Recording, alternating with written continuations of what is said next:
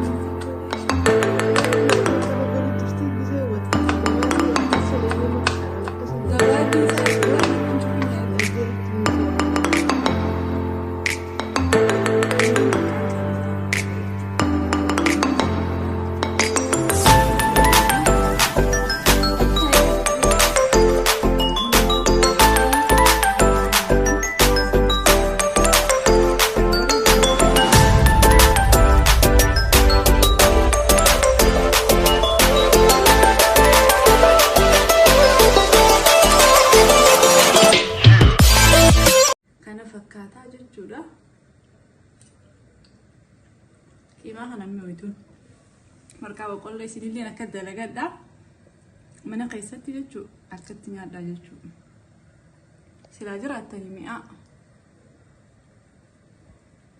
خنا فكرت جتشو مركان خيني خاربانتنا وان نور دفتني قرأتو ما نجي أجرا